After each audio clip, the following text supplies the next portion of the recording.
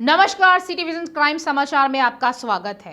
ED कब दिल्ली शराब घोटाले में हैदराबाद लिंक खींच रहा है। दिल्ली से 4 अधिकारियों की टीम सुबह से ही निरीक्षण कर रही है। ईडी राज्य में एक महिला नेता ऑडिटर के घर का निरीक्षण कर रही है। ईडी ने दोमलगुड़ा में ऑडिटर गोरंटला बुच्ची बाबू के घर का निरीक्षण किया। ऐसा लगता है कि गोरंटला एंड एसोसिएट के कर्मचारी श्रीधर के घर से सबूत जुटाए गए थे। ईडी के अधिकारी मादापुर स्थित ब्यूटी पार्लर हेड ऑफिस का भी निरीक्षण कर रहे हैं। ईडी के अधिकारी सुबह से ही आलेख्य प्रवण होम्स पर भी छापेमारी कर रहे हैं। इस घोटाले में हैदराबाद लिंक्स के खिलाफ पहले ही मामला दर्ज किया जा चुका है। आरोपियों में शहर का रहने वाला रामचंद्र पिल्लई भी शामिल है। जवाहर नगर थाना क्षेत्र के बीजेआर के मल्लिकार्जुन नगर में अज्ञात चोरों ने एक राजमिस्त्री के घर में चोरी की घटना को अंजाम दिया। आंजनेयलु और नागेंद्रम्मा दंपत्ति जो राजमिस्त्री का काम करते थे, अपने घर में गहरी नींद सो रहे थे। तभी अज्ञात हमलावर उनके घर में घुस गए। उन्होंने कमरे में रखी अलमारी तोड़ दी और 60,000 रुपए के सोने चांदी के जेवर व नकदी ले गए। पीड़िता की शिकायत पर मौके पर पहुंची पुलिस ने मामला दर्ज कर जांच शुरू कर दी है। गच्चीबौली के गोल्फ एस अपार्टमेंट में स्विगी के डिलीवरी बॉय द्वारा चाकू के मारे जाने के बाद शेफ आदित्य की मौत हो गई। निम्स में 1 सप्ताह तक इलाज कराने के बाद आज उसका निधन हो गया। भोजन वितरण में देरी के कारण शेफ आदित्य और स्विगी के डिलीवरी बॉय में बहस हो गई। जैसे ही लड़ाई बढ़ी, शेफ आदित्य को स्विगी के डिलीवरी बॉय ने चाकू मार दिया है। पुलिस ने स्विगी के डिलीवरी बॉय को हिरासत में ले लिया है। इस पर जांच कराई गई। जुड़वा शहरों में हर दिन हम हत्या और बलात्कार की घटनाएं देखते आ रहे हैं। अपराध को कम करने के लिए पुलिस द्वारा कितने कदम उठाए गए हैं, इसका कोई नतीजा नहीं निकल रहा है। हाल ही में शहर में एक और हत्या की घटना हुई है। सिकंदराबाद के तिरुमलागिरी थाना अंतर्गत LIC कार्यालय में एक महिला की बेरहमी से हत्या कर दी गई।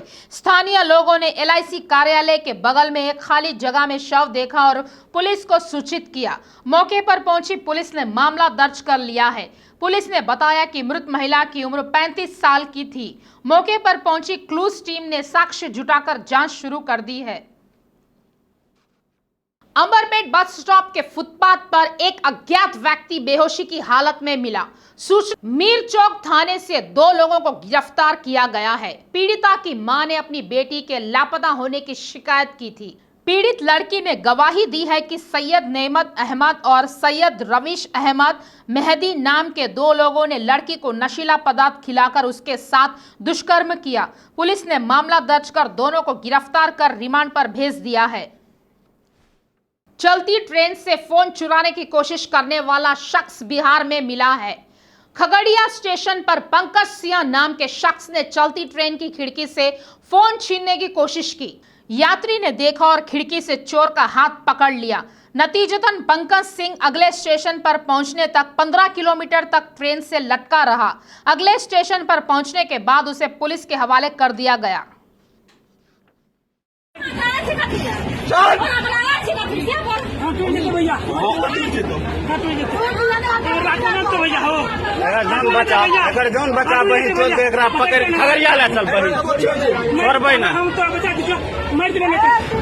चोर कितने ही होशियार क्यों ना हो, कभी कभी वे सबूत छोड़ जाते हैं, सबूत कहीं भूल जाते हैं। कुछ चोर चेहरे पर नकाब लगाकर चोरी करते हैं। चोरी के दौरान कुछ भूल जाते हैं। चोरी के घर में खाना खाते हैं और बाद में पकड़े जाते हैं। महबूबाबाद जिले में इन चोरों का अंदाज ही अलग है। इन लुटेरों ने किसी आभूषण की दुकान या अमीरों को निशाना नहीं बनाया। उसी समय उन्होंने एक स्कूल को निशाना बनाया। उन्होंने स्कूल की कंप्यूटर लैब के ताले तोड़ दिए और 20 लैपटॉप, 5 कैमरे और सेलफोन चुरा लिया। घटना महबूबाबाद जिला केंद्र के SV विद्यालय में हुई। चोरों ने स्कूल में घुसकर स्कूल की कंप्यूटर लैब का ताला तोड़ दिया। 3 चोर कमरे में घुसे।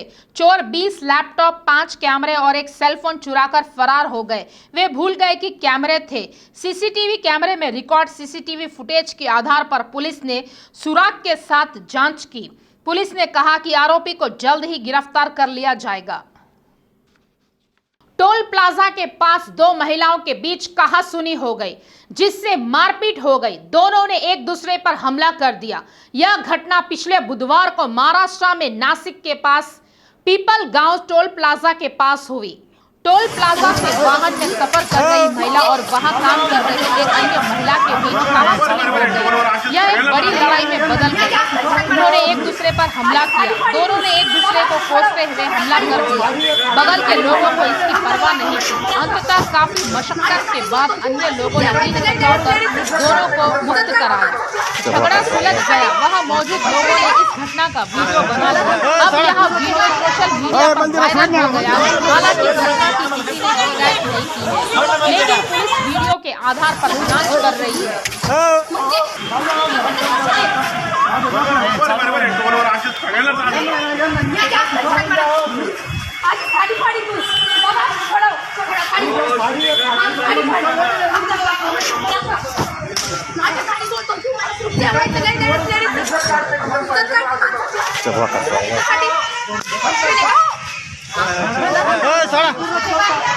दिन पर दिन लोन ऐप्स की संख्या बढ़ती जा रही है। आत्महत्या करने वालों की संख्या बढ़ रही है क्योंकि वे ऋण वसूली एजेंटों की कठिनाइयों का सामना नहीं कर सकते हैं। जो जागरूक है वो पुलिस के पास जा रहे हैं। कुछ लोग अपनी प्रतिष्ठा खोने के डर से पुलिस से इसकी शिकायत करने से घबराते हैं। पुलिस ने लोन ऐप के पीड़ितों को कितना भी आश्वासन दिया हो, इसके बावजूद लोग इस मामले में जागरूक नहीं हो पा रहे हैं।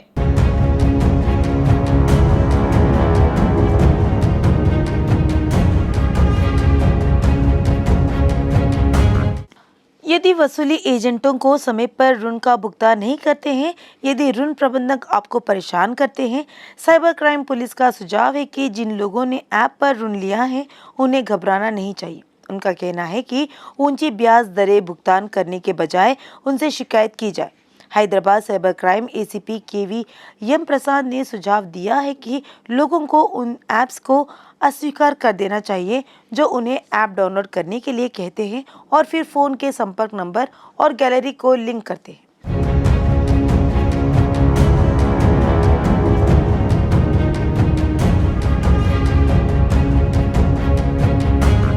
केवीएम प्रसाद ने लोन ऐप मालिकों से कहा कि अगर कर्जदारों की तस्वीरों को माफ करके किसी को भेजा जाए तो वे चिंता ना करें। उन्होंने उन लोगों से अपील की जिन्होंने तस्वीरें देखी हैं, उन्होंने अनदेखा करें और पीड़ितों को ना बताएं। साइबर क्राइम के एसीपी केवीएम प्रसाद ने बताया कि चीन के लोन ऐप एडमिन ही इस तरह लोगों के साथ ब्लैकमेल कर रहे हैं।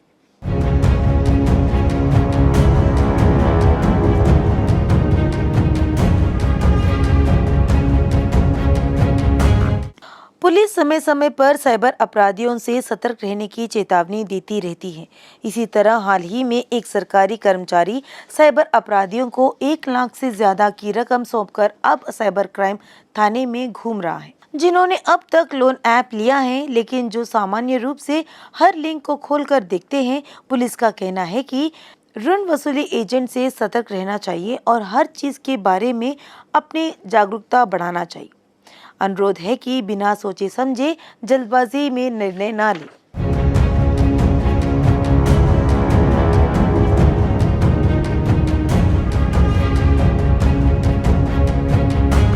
कभी 100 में से 1 या 2 नशा करते थे, लेकिन समय के साथ नशा करना एक फैशन बन गया है।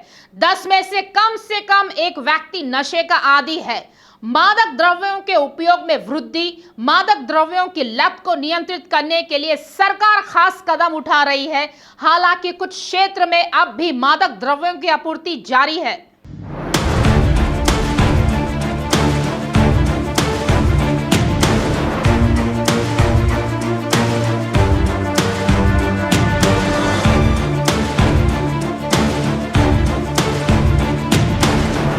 नशा तस्कर बीटेक के छात्रों और सॉफ्टवेयर कर्मियों को निशाना बना रहे हैं और शहर में प्रतिबंधित दवाएं बेच रहे हैं। बीटेक कॉलेज शहर के बाहरी इलाके में है, इसलिए शहर के बाहरी इलाके में छात्रों को ड्रग्स बेचा जा रहा है। राजनेताओं ने इस गिरोह पर ध्यान केंद्रित किया और नशीले दवाओं के उपयोग को कम कर दिया। यूजर्स के लिए सीधे ड्रग्स खरीदना मुश्किल हो गया है। कुछ यूजर्स ने डार्क वेब का सहारा लिया है। अगर आप इसमें ऑर्डर देते हैं तो पार्सल सीधे अमेज़न से आपके घर पहुंच दिया जाएगा। इससे पुलिस की कोई झंझट नहीं होती। खुफिया जानकारी मिलने पर इसकी जांच की जाती है।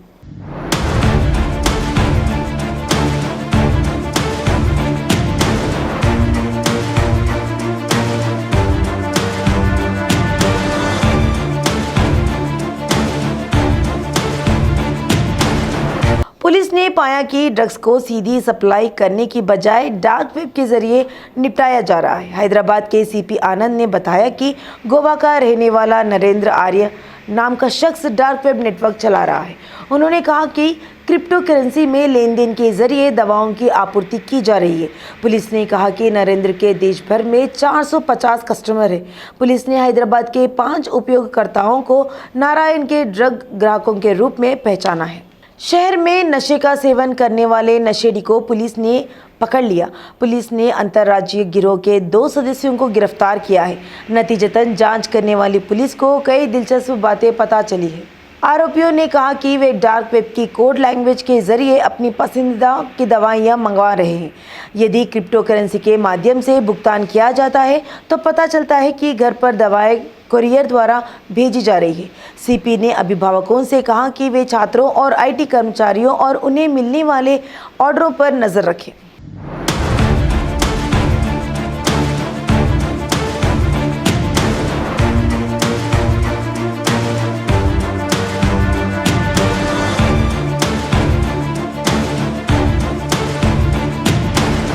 पुलिस ने गिरफ्तार आरोपित के पास से भारी मात्रा में नशीला पदार्थ व नकदी बरामद की है। पुलिस ने 9 लाख मूल्य की 140 ग्राम चरस, 1.45 किलो गांजा, 184 गोलियां LSD व MDM 10 ग्राम जब्त किया है। पुलिस ने गोवा के नरेंद्र के ड्रग कस्टमर के तौर पर बिजनेस, पॉलिटिक्स और फिल्म इंडस्ट्री के 30 लोगों की पहचान की है। उन्होंने कहा कि उन्होंने 600 लोगों की पहचान की है जो ड्रग्स का इस्तेमाल कर रहे हैं। उनमें से ज़्यादातर छात्र और आईटी कर्मचारी हैं। सीपी आनंद ने बताया कि इन सभी की पुनर्वास केंद्र में काउंसलिंग की जा रही है। हैदराबाद सीपी आनंद ने कहा कि हैदराबाद नारकोटिक एनफोर्समेंट विंग की स्थापना के बाद से शहर में ड्रग्स पर अंकुशा लगा है। इस विंग के माध्यम से अब तक 58 ड्रग केस दर्ज किए गए हैं और 285 लोगों को गिरफ्तार किया गया है। उन्होंने कहा कि उन्होंने हैदराबाद में लोगों को ड्रग्स बेचने से डराया। सीपी आनंद ने चेतावनी दी कि शहर से कुछ नशा करने वाले गोवा और बैंगलोर जैसे शहरों में जाकर ड्रग्स लेते हैं। सीपी आनंद ने बताया कि नशा करने वालों के साथ साथ ड्रग्स का सेवन करने वालों के खिलाफ भी मामले दर्ज किए जा रहे हैं।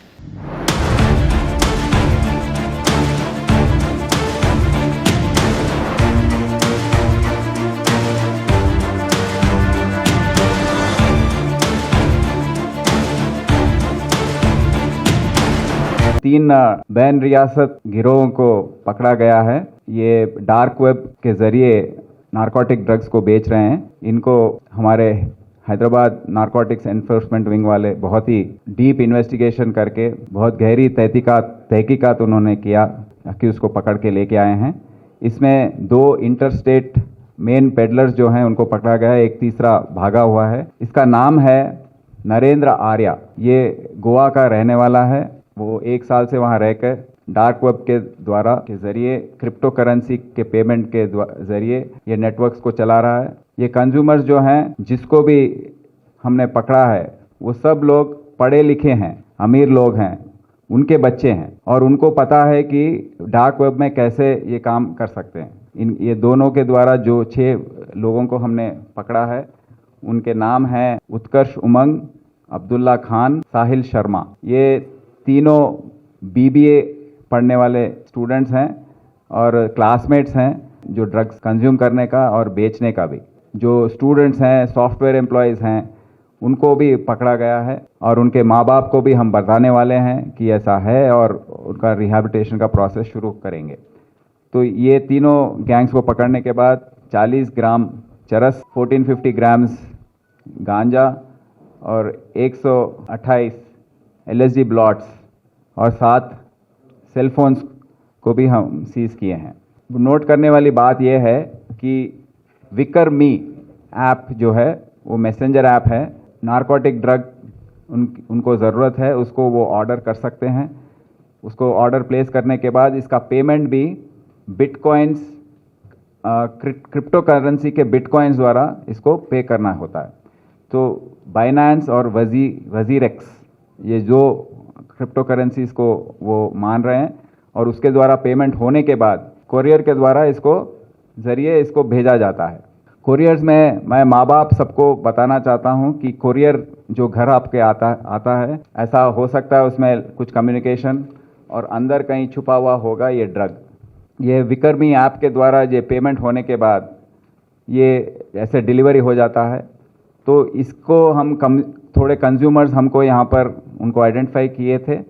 फरहान मोहम्मद अंसारी इसका एक्चुअल नाम है। ये टर्मिनेटर आईडी से बेच रहा है। ये पूरे देश में इनके कंज्यूमर्स हैं 450 से लेके 150 कंज्यूमर्स तक एक मेंटेन कर रहे हैं और 30 लाख से लेके 15 लाख तक इनके ट्रांजैक्शंस आज तक हुए हैं।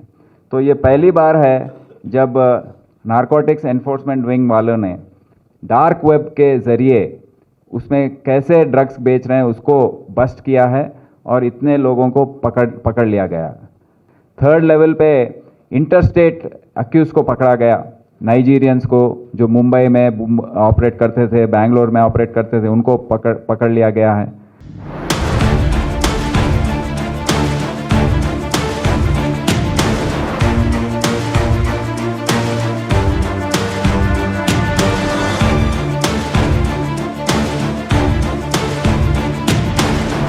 जुर्म से जंग जारी है, सतर्क रहने की अब हम सबकी बारी है।